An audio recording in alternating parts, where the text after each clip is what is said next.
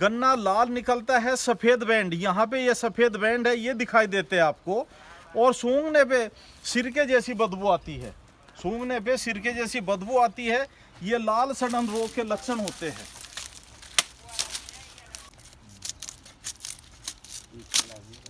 ये देख लीजिए, ये ऊपरी भाग है बिल्कुल, और इसमें कितना रेड रोट का ये लक्षण दिखाई दे रहा है, जबकि इसका गोला भी हरा है।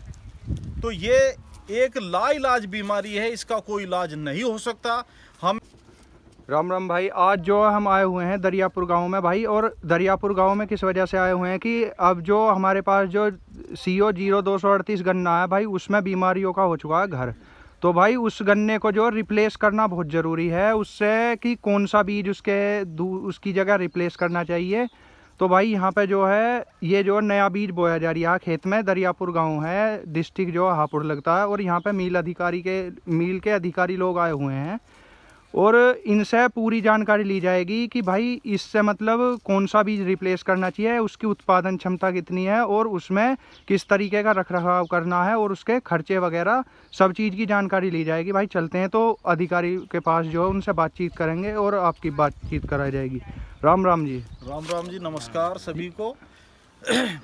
आज हम हैं दरियापुर गांव में, और आज सबसे बड़ा मुद्दा है कि 238 वैरायटी हर तरह के रोगों से लिप्त हो चुकी है। सारे कीड़े और बीमारियां उसमें अपना घर बना चुके हैं, इसलिए वो वैरायटी खेतों में खड़ी हुई सूखने लगी है। उससे हम बताते हैं किसानों को कि किस तरह से किसान उससे धोखा ना खाए, समय रहते हुए दूसरी वैरायटी बदल ले। कुछ अफवाहों का बाजार चलता है, कुछ किसान जो बहुत अच्छी वैरायटी है CO 15023, कुछ किसान उसे भी खराब बता देते हैं। ये CO 15023 का गन्ना है, इसका वजन 2.25 किलो है, लगभग 2.5-3 किलो के एवरेज में इसके गन्ने होते हैं। ये गन्ना खड़ा हुआ है, गेहूं के बाद की बुआई का बीज है और बहुत अच्छा बीज है। जर्मिनेशन पावर भी अच्छी है, यील्ड भी बहुत अच्छी है, निरोगी भी है, किसी फफूंदी जनित बीमारी का इसमें कोई प्रकोप नहीं है। अब हम बताते हैं कि वैरायटी रिप्लेस करना ज़रूरी क्यों। ये गन्ना है, ये अलग अलग इसलिए नहीं किया, कोई ये ना कह दे कि ये एक साफ टुकड़ा अलग अलग है। ये गन्ना है, इसका गोला इस तरह से हरा है, और इसमें जो रोग है उसके बारे में किसानों को रूबरू कराते हैं। ये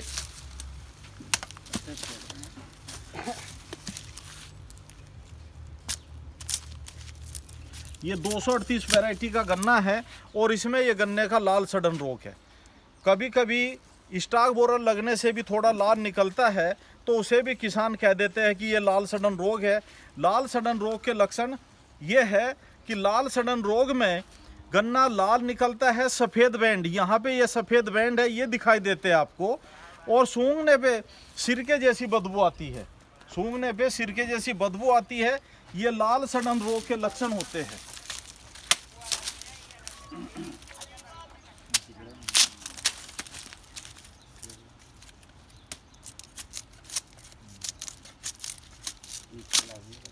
ये देख लीजिए, ये ऊपरी भाग है बिल्कुल, और इसमें कितना रेड रोट का ये लक्षण दिखाई दे रहा है, जबकि इसका गोला भी हरा है।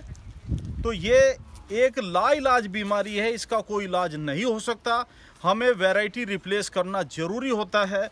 वैरायटी रिप्लेस करने के लिए कुछ किसान भ्रमित हो रहे हैं, लेकिन ऐसे भ्रम में ना आए।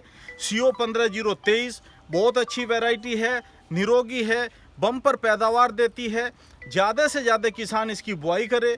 इसके साथ COL के 14201, 13235 और CO 118 वैरायटी है, उसकी भी किसान भाई बुआई कर सकते हैं। वो भी लाल सड़न रोग से प्रतिरोधी है ये चारों वैरायटी, इसलिए समय रहते हुए आप इनकी बुआई करिए। इसके अलावा हम और गन्नों में भी दिखाते हैं। ये गन्ना तो बिल्कुल अगोला हरा है, ये भी टूटा हाथ लगने से ही। ये गन्ना बिल्कुल हरा है, और इसमें लाल सड़न रोग के लक्षण आप देख लीजिए, वही सिम्टम्स आपको दिखाई देंगे।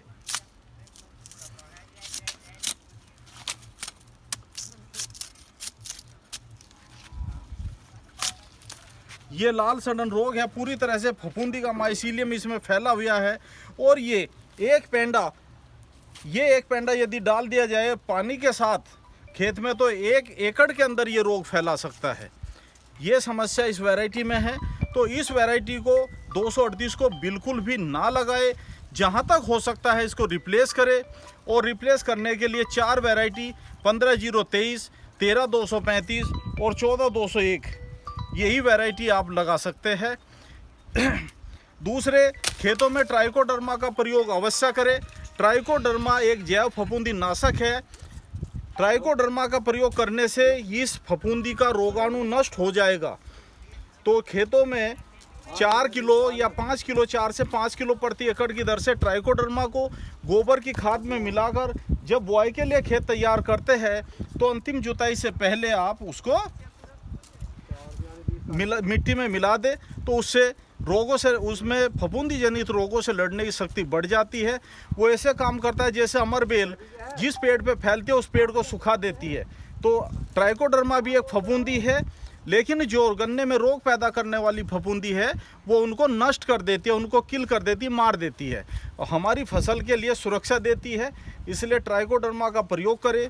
बीज को थायोफेनेट मिथाइल नाम की दवाई है, 250 ग्राम दवाई को 125 लीटर पानी में घोलकर उसमें आप बीज को उपचारित करके बुआई करें तो गन्ने में रोग लगने की संभावना नहीं रहेगी।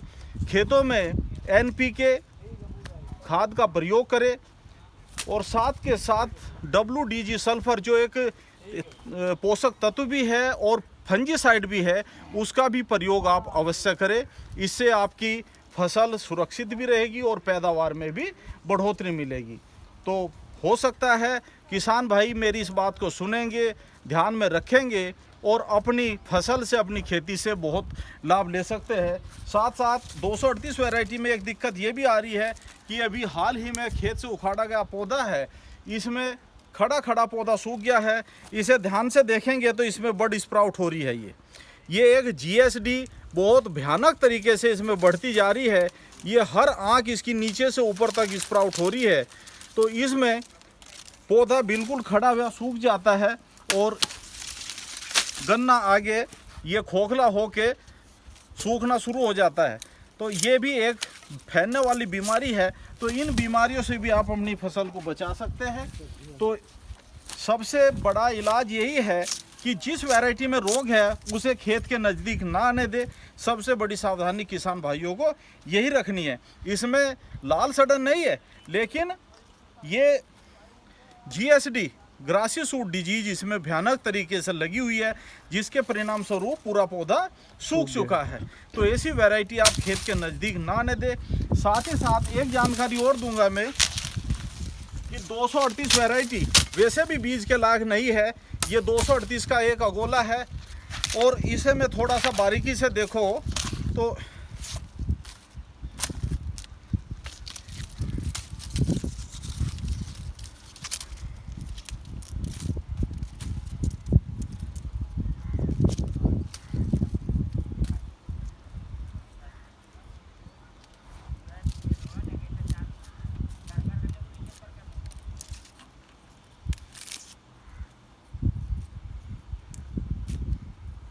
इसमें फूल निकलने की समस्या आ रही है। ये आपको दिखाया जा रहा है कि अभी किसान सोच रहे हैं कि ये फूल नहीं निकला, लेकिन इसके अंदर फूल है।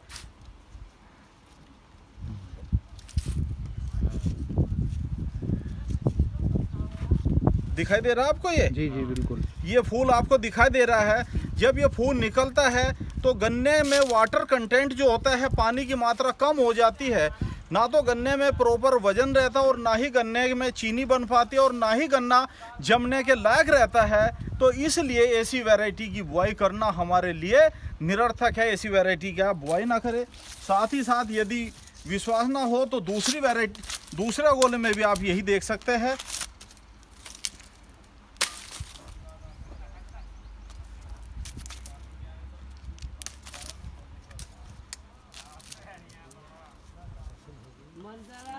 देख रहे हो, दिखाई दे रहा है आपको? ये अभी किसान भाई, ये जब फूल बनना शुरू हो जाता है तो गन्ने में मॉइस्चर कम होनी शुरू हो जाती है और वो बीज जमने के लायक नहीं रहता। इसलिए आप 38 की बुआई ना करें, दूसरी वैरायटी की बुआई कर ले। अभी समय है, बीज जहाँ भी मिले आप बुक कर लीजिए। अपने पास है तो अपना रोक के रखे, दूसरे के पास है तो दूसरे से बुक कर लीजिए। इसके लिए चीनी मिल के संबंधित स्टाफ से, गन्ना विकास परिषद के स्टाफ से आप संपर्क कर सकते हैं। और ये अपनी फसल से बेहतर लाभ ले सकती है। यही मुझे छोटी सी एक जानकारी देनी थी। समय समय पर आपको आवश्यक जानकारी मिलती रहेगी। धन्यवाद। अंत में मैं अपना परिचय दे दूं। मैं Kushalveer, senior manager cane development, Simbhaoli sugars limited, Simbhaoli. धन्यवाद।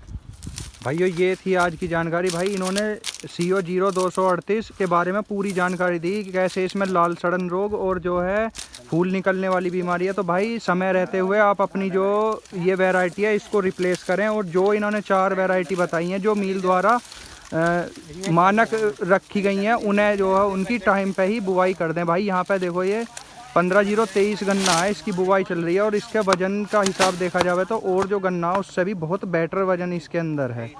तो भाइयों मिलते हैं अगली वीडियो में जो है कुछ नया लेके। राम राम भाई।